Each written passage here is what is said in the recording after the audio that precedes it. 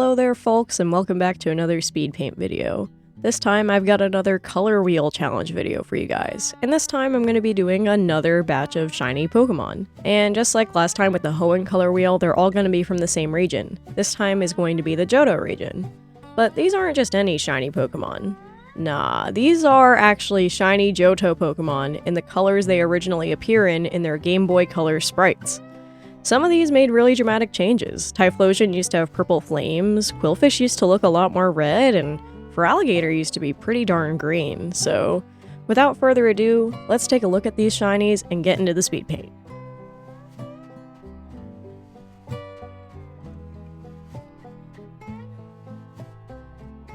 Of course, first things first, as usual, gotta set up the entire color wheel itself. Just like last time, I split it into 6 sections. And this time, instead of having the starters all on one side like I did with the Hoenn, I'm actually having the starters represent the secondary colors. So Typhlosion with its purple flames will be purple, Feraligatr with its very green color will be green, and that leaves Meganium to be orange, which is perfectly fitting since it's pretty orange in this generation's color palette. The remaining Pokemon filling in the primary colors are going to be Qwilfish, like I mentioned in the intro. It looks pretty red in its original sprite. And then we're going to have Porygon 2, because I love Porygon 2, and it looks extremely blue in its original iteration. I know nowadays it's more like a blue and a pale pink, but this thing is pretty much just blue and gray in the original version. And then of course we have a shiny that's honestly not too different from its final form that we see nowadays in the modern generations. It's Girafarig, who is going to be taking the place for Yellow.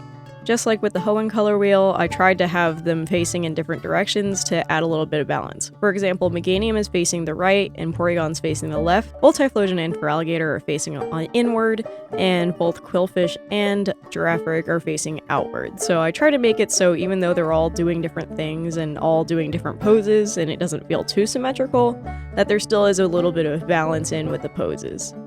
I try to keep these colors nice and vibrant, really exaggerate them. The original sprites are honestly pretty whack compared to their modern shinies. Like, some of these shinies are way more subtle in the modern versions just by virtue of, I guess, more nuance in the color palette as opposed to the very limited choices they had on the Game Boy Color.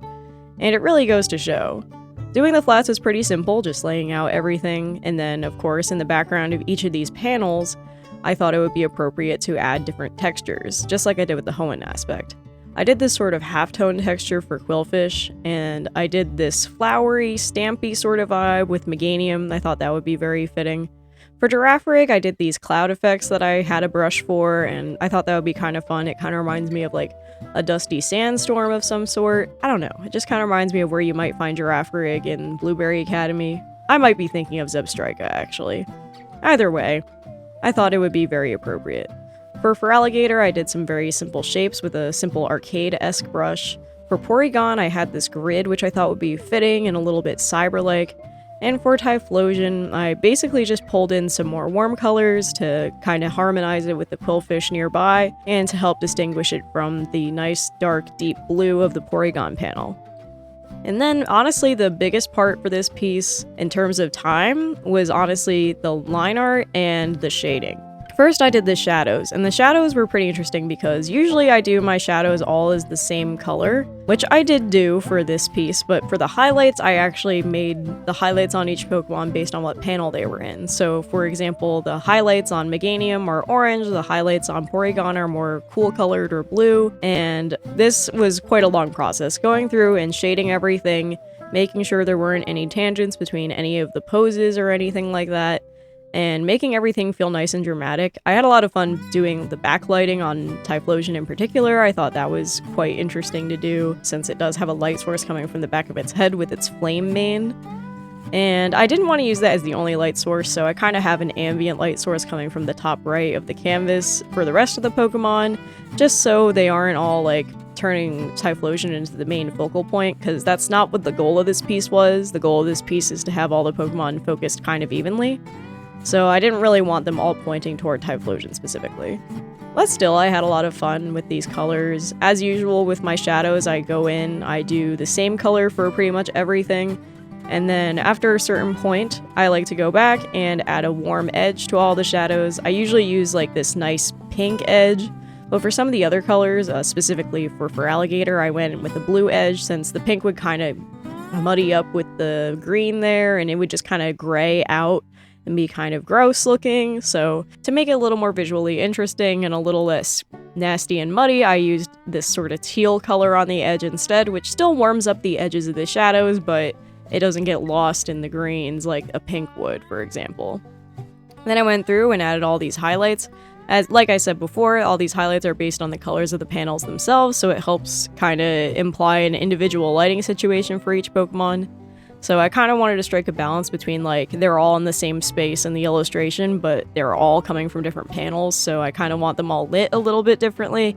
And I think making them have a unified shadow layer, but slightly different highlight layers really helped achieve this effect. And like I said, another big piece of this process was going through and coloring all of that line art.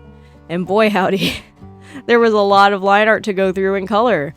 There's just a lot of characters in this piece, and whenever that happens, you just have a lot of lines to worry about. And while the line process is pretty simple of just like taking the base color you're going with and, you know, making it darker, a little more saturated, maybe a little cooler or warmer depending on the context, and going through and coloring over the lines, there were just so many lines to color over in this piece, so it took quite a while.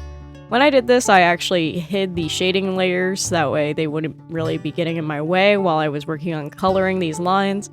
And then I actually wanted the lines to be shaded as well. And the way I achieved this was after I was finished coloring in all these lines, I made a copy of them and basically just put the clipping layers that are on top of the flats on top of the line layer.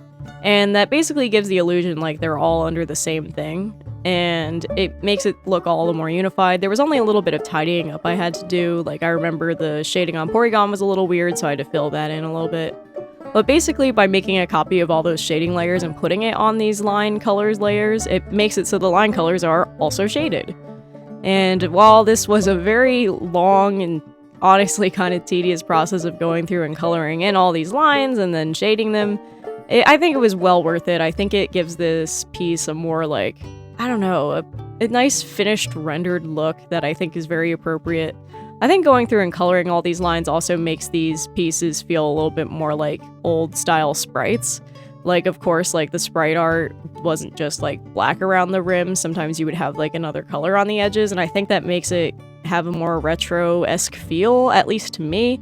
Like, these bright colored lines really do evoke like old Game Boy sprites to me, so I thought it was very appropriate for this piece that's inspired by the original Game Boy shiny versions of these Pokemon.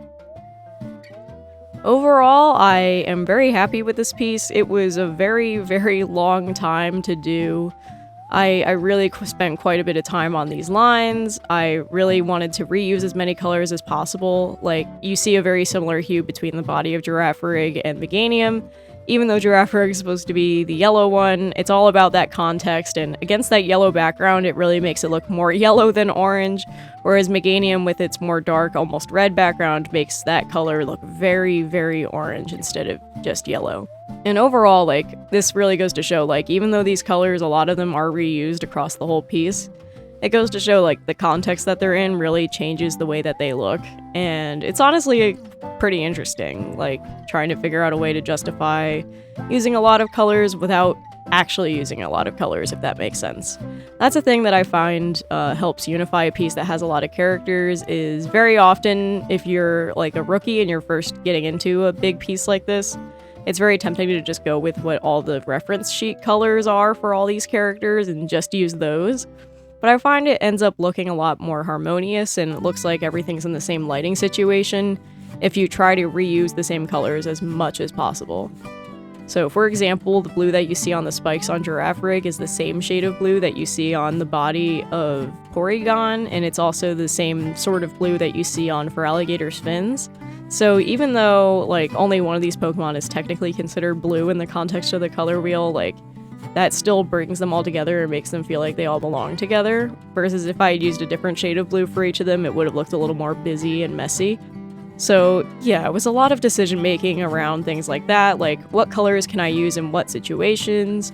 How can I reuse these colors as much as possible? Honestly, it's basically just color palette recycling is how it feels to me when I'm doing it. I don't know if anyone else has like a more nifty word for it, but I guess color palette recycling is how I'm gonna put it for now.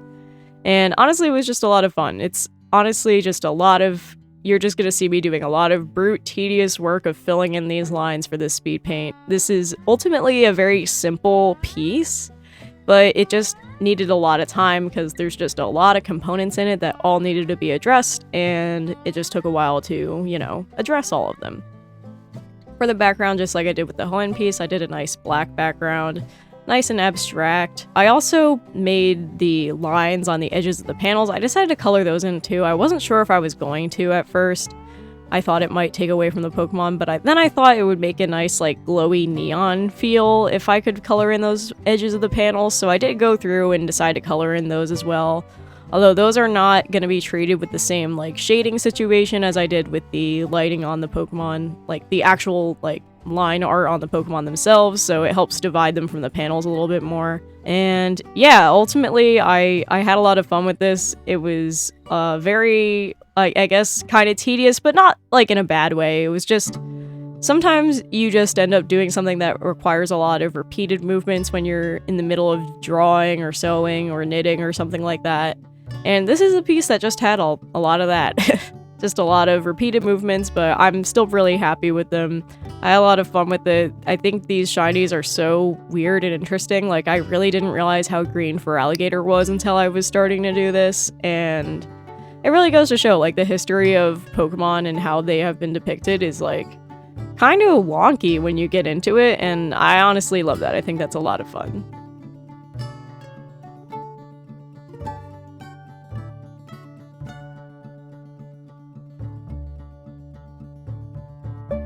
And with that, that is all I've got for you guys today. Do you have a favorite Pokemon that was included in this week's color wheel? I think, honestly, it's so hard for me to pick a favorite, but I think my favorite might be Meganium, which would surprise no one who knows me in real life. I'm a real Chikorita head. If you had a favorite Pokemon in this video, let me know. Comment below, I'd love to know, and let me know if you have any suggestions. I would love to do another color wheel at some point with the other regions, so please let me know if you have any ideas or suggestions for another shiny Pokemon color wheel, who to include, what regions to do, and all that fun stuff. If you would like to support me, one of the best ways you can do that right now is with my Kickstarter project, Westie Stickers and Pins. This features a bunch of, well, stickers and pins featuring Westies, my favorite type of dog. In memory of my wonderful late Westie, Charlie, you can see a whole bunch of little sticker designs, and they're honestly all very cute. I'm very happy with them. As of recording, I'm actually not launching the project yet. I'm recording this the day before the project launches, so I have no idea how well it's going, but hopefully it's going pretty well. And if you would like to get yourself some cute stickers and pins while also supporting me, this is the best way to do so. And if you're interested in supporting me some other way, Ko-fi's another great way to do that. I recently revamped the art for my Ko-fi membership, so if you're interested in supporting me monthly, there's now a cute new banner art that goes with that. And I've been working hard on the rewards for the year, so you'll be seeing those very soon as well. And with that, I believe that is all I've got for you guys today, so thank you all so much for watching. I hope you enjoyed this speed paint. I'll see you again next week with another video. And in the meantime, why don't you go out there and make some art?